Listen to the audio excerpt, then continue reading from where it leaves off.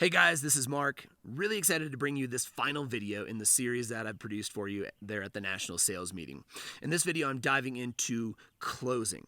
Now, what happens is we get a lot of calls from different types of companies around the ag industry about sales training. People want to hire us to do sales training with their sales teams.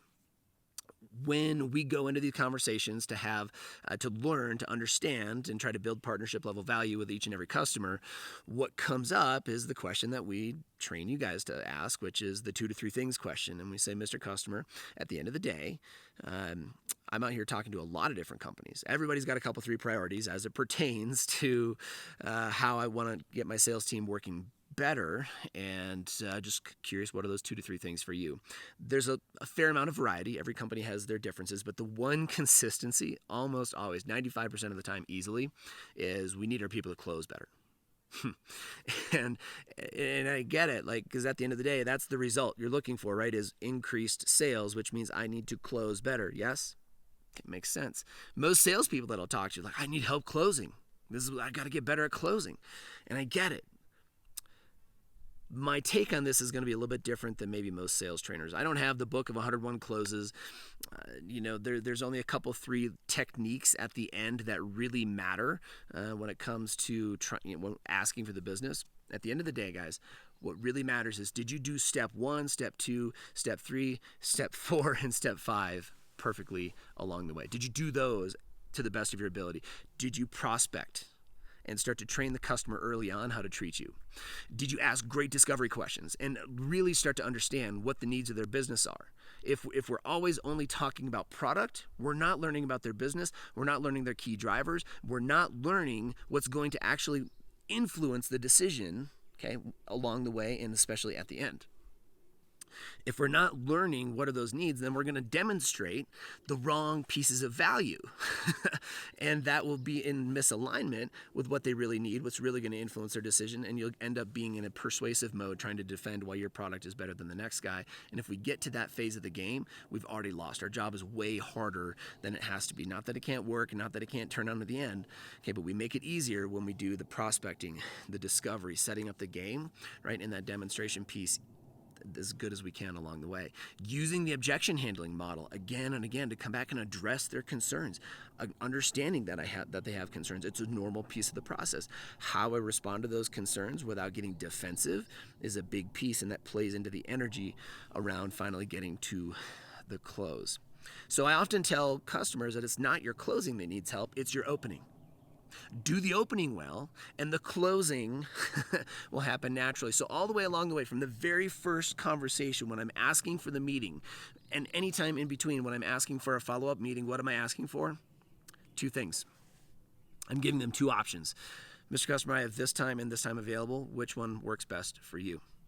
Now, I've come back for a discovery meeting. We had a great conversation. It seems like it makes sense to go and have another conversation maybe next time we're through, or I can bring out somebody else with technical knowledge to help support and demonstrate what we have to offer. And so what do? Say, we've got this time and this time available. I can get Mike to come out with me. Which time works best for you, Mr. Customer? Every single time. I don't care if you're doing business with them for 6 years or you've been trying to do business with them for 6 years. Every single time I'm training them to respond to something that I'm going to ask when I finally get to the closing table. Now, I'm guessing in the proposals that you put together, you might give them a couple 3 options. Here's option A, and here's option B, and maybe even an option C. My question at the closing is, Mr. Customer, which one of those works best? If I've done my homework and I've played the game that they taught me how to play, because again, they told me what their vendors are doing that they enjoy, that keep them loyal. And now I'm doing those things too. They may have told us some other things. They told us the top 2 or 3 priorities in their business for this year. And we have continued to demonstrate and support that we as a company at Verdesian, that I as their business consultant can help them do the things. We've demonstrated that value. We've positioned our value. We've taken care of our time. We've trained them how to treat us. And we've trained them to respond to 2 and maybe even 3 options at the end. And so the closing question is as simple as this. Mr. Customer, here's the proposal. Here's a couple solutions. Here's the solutions that we've worked together.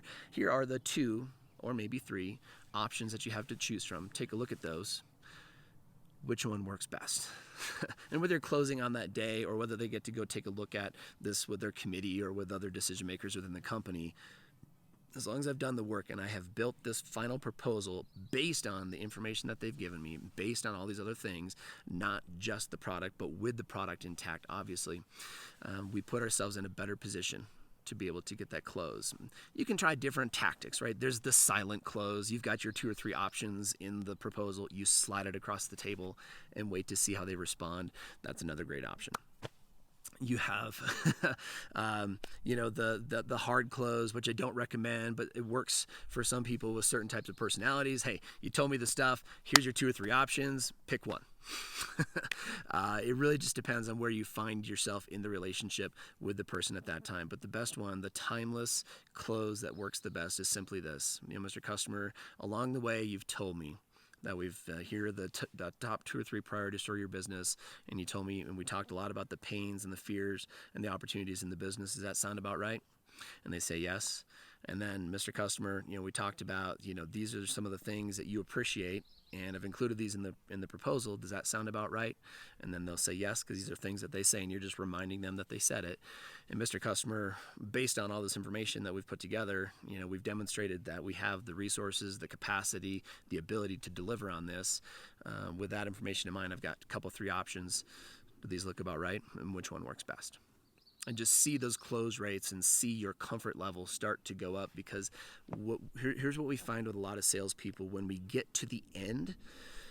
If I'm guessing, if I'm afraid to ask for the business for some reason, what it's telling me as a salesperson is I missed a step somewhere along the way. I missed some information somewhere along the way. So this is why we get to be great detectives, great consultants, and be consultative all the way along through the process. So I can simply say, here are the couple, 3 options based on all the conversations, based on all the intel, all the information that you've given me. Which one of these works best for you? That's Closing 101, you guys. Thank you for letting me be a part of the national sales meeting, even though I couldn't be there. I'm obviously out in nature and on a trip with part of my family, and that prevented me from being able to be in Park City. I hope my team at MJST is taking care of you guys. Hope the meeting is going great. I wish you all the best with all of your VIP clients coming into town later this week. Enjoy your time together as a team. And at MJST, we say, survival is dead. It's your time to thrive today, guys. Let's go get it.